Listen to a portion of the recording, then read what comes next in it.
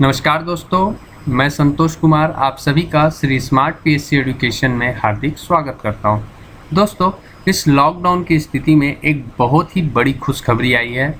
CGPSC forest की अनअवेटेड vacancy अब जारी कर दी चुकी है। तो चलो दोस्तों, आप और मैं मिलके इस वैकेंसी के बारे में जानते हैं।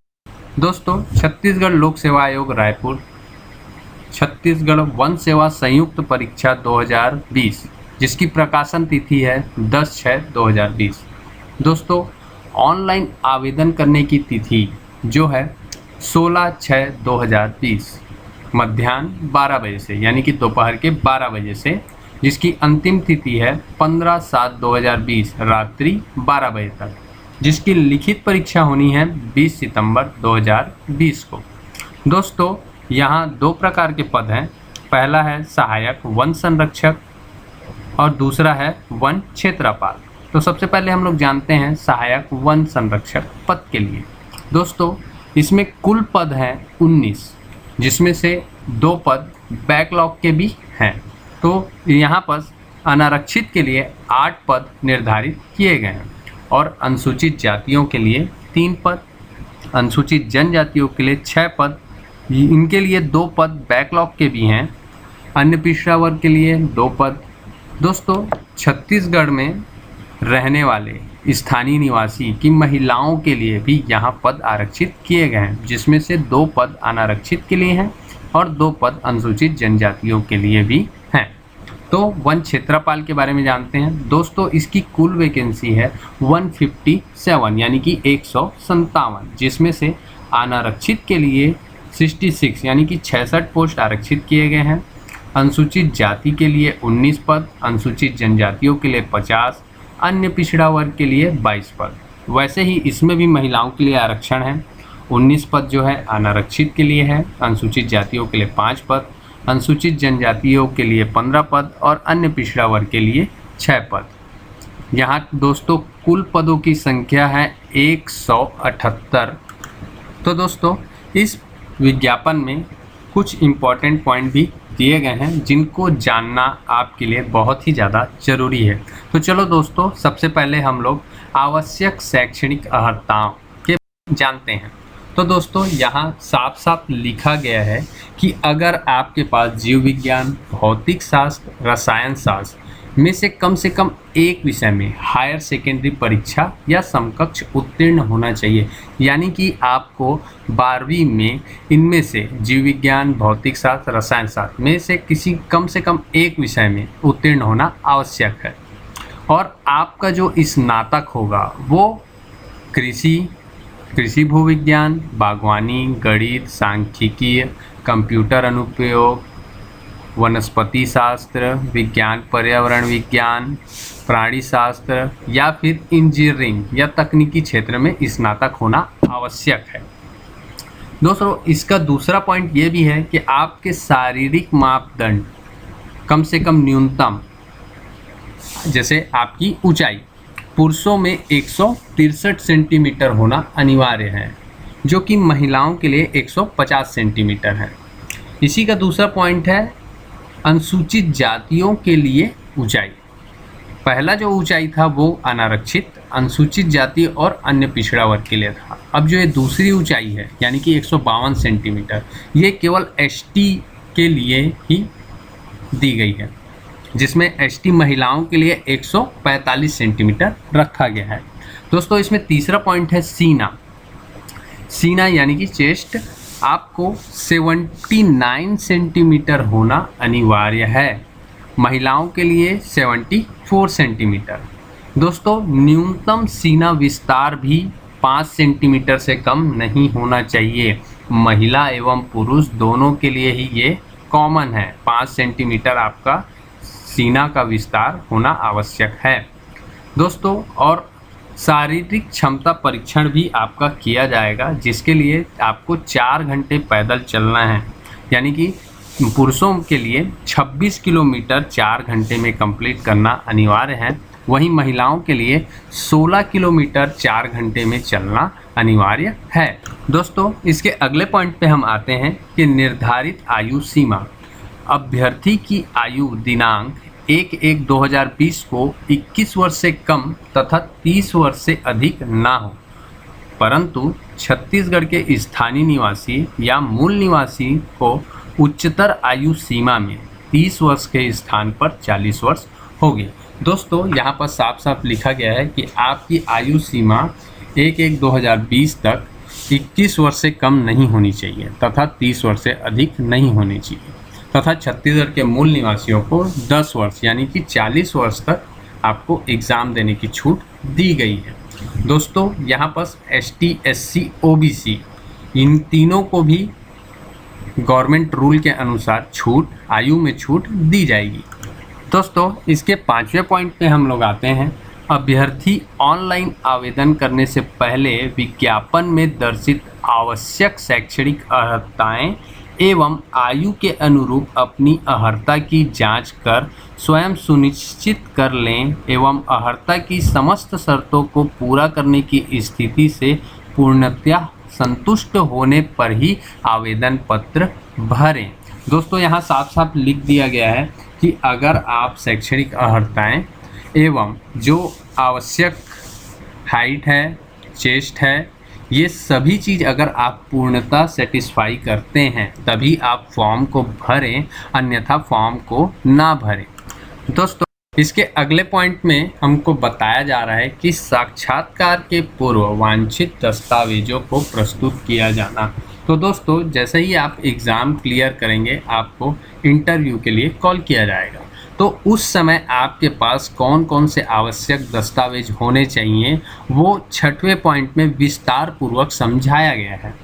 वहीं इसके 7वें पॉइंट पर नियोक्ता का अनापत्ति प्रमाण पत्र यानी कि NOC, यदि आप किसी भी गवर्नमेंट एम्प्लॉई हैं या किसी भी शासकीय विभाग में कार्य करते हैं तो आपको एक नियोक्ता का अनापत्ति प्रमाण पत्र प्रस्तुत करना बहुत ही ज़्यादा आवश्यक होता है। दोस्तों यहाँ पर 8वां पॉइंट दिया गया है आपराधिक अभियोजन।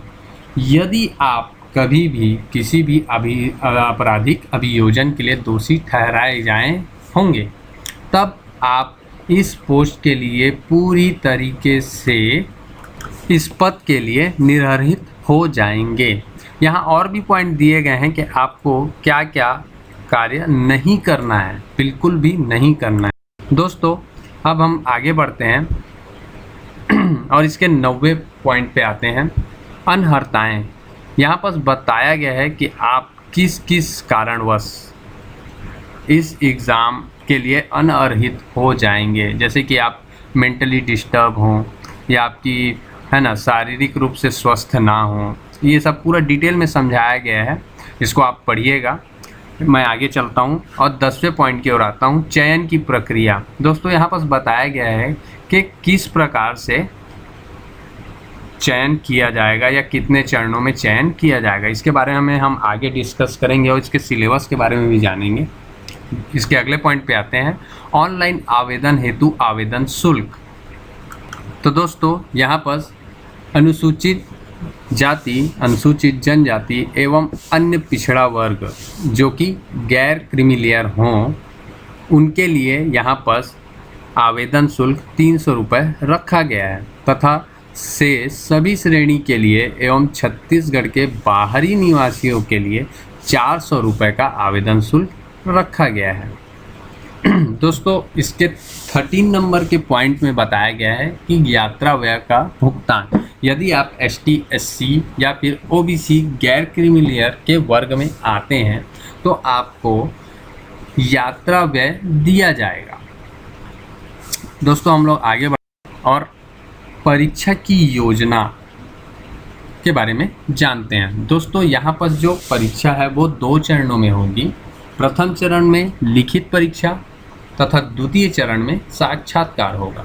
सबसे पहले हम लोग लिखित परीक्षा के बारे में जानते हैं। दोस्तों लिखित परीक्षा में 2 प्रश्न पत्र होंगे। पहले प्रश्न पत्र में सामान्य अध्ययन भाषा के अंदर हिंदी, अंग्रेजी एवं छत्तीसगढ़ी एवं बुद्धिमत्ता परीक्षण, विश्लेषणात्मक एवं तार्किक योग्यता, ये सबके 150 प्रश्न होंगे जो कि पेपर जो है वो 2.5 घंटे का होगा और इसमें कुल अंक 300 होंगे। प्रश्न पत्र द्वितीय के बारे में जानते हैं, जिसमें विज्ञान, प्रौद्योगिकी, पर्यावरण, कृषि विज्ञान एवं वानिकी के प्रश्न होंगे। प्रश्नों की संख्या होगी 150, 2.5 घंटे का पेपर होगा और कुल अंक होंगे 300। दोस्तों, प्रथम चरण का जो लिखित परीक्षा होगा वो सभी बहुविकल्प प्रश्न होंगे, यानी कि ऑप्शनल क्वेश्चन होंगे, जिसमें से 4 आपको ऑप्शनल के ऑप्शन दिए होंगे। उनमें से आपको एक सही आंसर या फिर जो निकटतम सही होगा उसको टिक लगाना है। दोस्तों, यहाँ पर 5वें पॉइंट में दिया गया है, लिखित परीक्षा के अंतर्गत अभ्यर्थी को प्रत्येक प्रश्न पत्र में कम से कम 33% अंक प्राप्त करने होंगे और अनुसूचित जाति, अनुसूचित जनजाति, अन्य पिछड़ा वर्ग के अभ्यर्थी के मामले में ये केवल 23% होंगे। दोनों ही क्वेश्चन पेपर में अगर आप जनरल से हैं तो 33% और अगर ST SC OBC से हैं तो 23% होना प्राप्त, मतलब 23% अंक प्राप्त करना अनिवार्य है। दोस्तों, यहाँ पर बताया गया है कि साक्षात्कार के लिए आमंत्रित किए गए अभ्यर्थियों की संख्या जो विज्ञापन में दी गई रिक्त संख्या है, जो कि 178 है, उसकी 3 गुने लोगों को साक्षात्कार के लिए बुलाया जाएगा। साक्षात्कार के लिए 75 अंक होंगे। इसके लिए कोई न्यूनतम अंक निर्धारित नहीं। तो दोस्तों, हम लोग आगे बढ़ते हैं और अपने पाठ्यक्रम यानी कि सिलेबस के बारे में जानते हैं। दोस्तों, सबसे पहले प्रश्न पत्र 1 के बारे में हम लोग जानते हैं, जिसके 3 भाग हैं। इसके भाग 1 में है सामान्य अध्ययन। सामान्य अध्ययन के अंदर है छत्तीसगढ़ का इतिहास एवं स्वतंत्रता आंदोलन में छत्तीसगढ़ का योगदान। दूसरा है छत्तीसगढ़ का भूगोल, जलवायु, भौतिक दशाएं, जनगणना, पुरातात्विक एवं पर्यटन केंद्र। तीसरा है छत्तीसगढ़ का साहित्य, संगीत, नृत्य, कला एवं संस्कृति, जनौला, मुहावरे, हाना एवं लोकोक्तियाँ। चौथा है छत्तीसगढ़ की जनजातियाँ, विशेष परंपराएं, तीज एवं त्यौहार। पांचवा है छत्तीसगढ़ की अर्थव्यवस्था, वन एवं कृषि। छठवां है छत्तीसगढ़ की प्रशासनिक ढांचा, स्थानीय शासन एवं पंचायती राज। 7वें पॉइंट पे दिया गया है छत्तीसगढ़ में उद्योग, ऊर्जा, जल एवं खनिज संसाधन। 8वें पॉइंट पे है छत्तीसगढ़ की समसामयिक घटनाएं।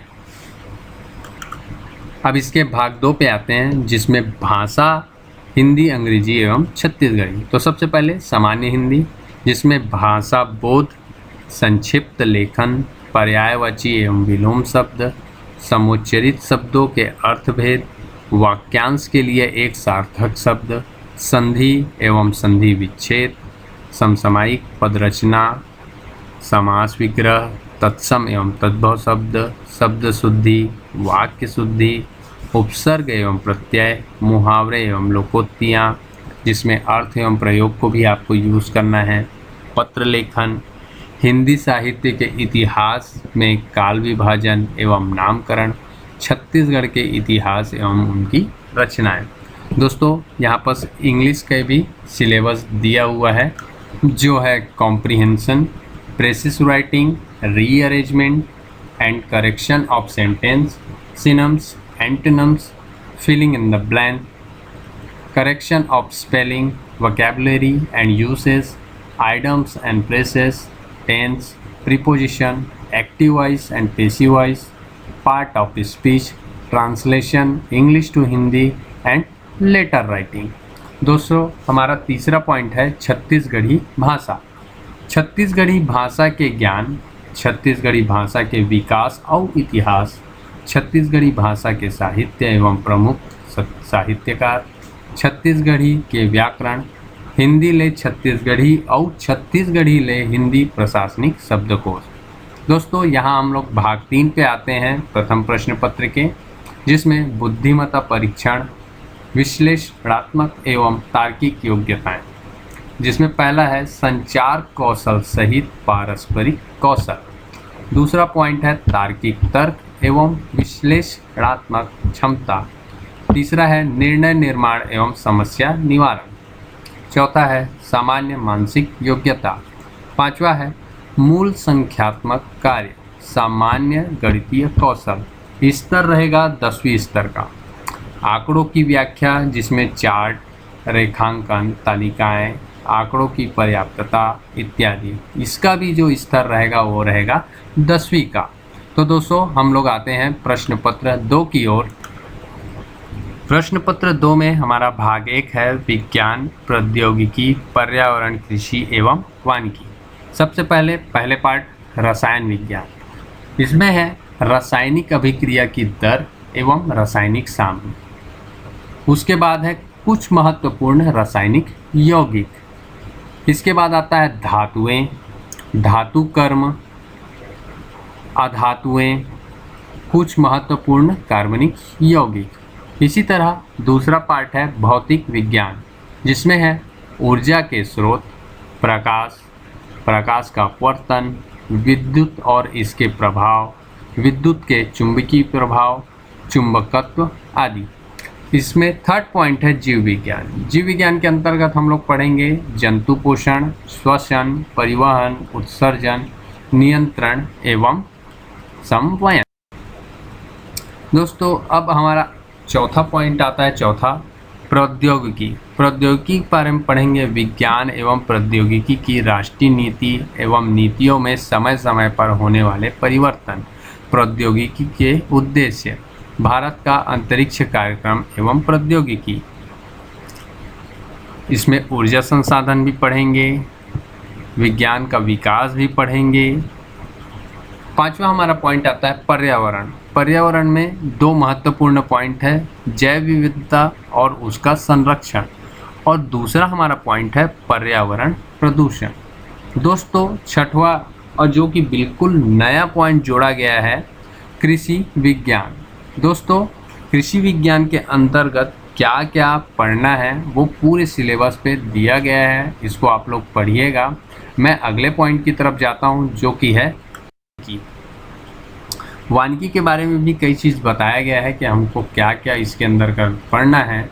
सामान्य वन संवर्धन प्रणाली, सदाबहार वन संवर्धन और ठंडे रेगिस्तान, पेड़ों का वन संवर्धन, कृषि वानिकी, सामाजिक वानिकी, संयुक्त वन प्रबंधन एवं ट्राइबोलॉजी, वन मृदा संरक्षण एवं जल ग्रहण प्रबंधन, पर्यावरण संरक्षण एवं जैव विविधता, वृक्ष सुधार एवं आंशिक प्रौद्योगिकी, वन प्रबंधन एवं वन प्रबंधन प्रणाली, वन कार्य आयोजना, वन क्षेत्र मिति एवं सुदूर संवेदन, वन सर्वेक्षण और अभियांत्रिकी, वन पारिस्थितिकी, जातीय वनस्पति, वन संसाधनों का उपयोग, वन संरक्षण एवं वन जीव विज्ञान, वन अर्थशास्त्र और विधान।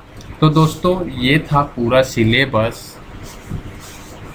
तो दोस्तों मेरे द्वारा दी गई जानकारी आप सभी को पसंद आई होगी, तो कृपया चैनल को सब्सक्राइब करें, लाइक करें और शेयर करें, ताकि मैं और अच्छे से अच्छे वीडियो आप तक ला सकूं। धन्यवाद।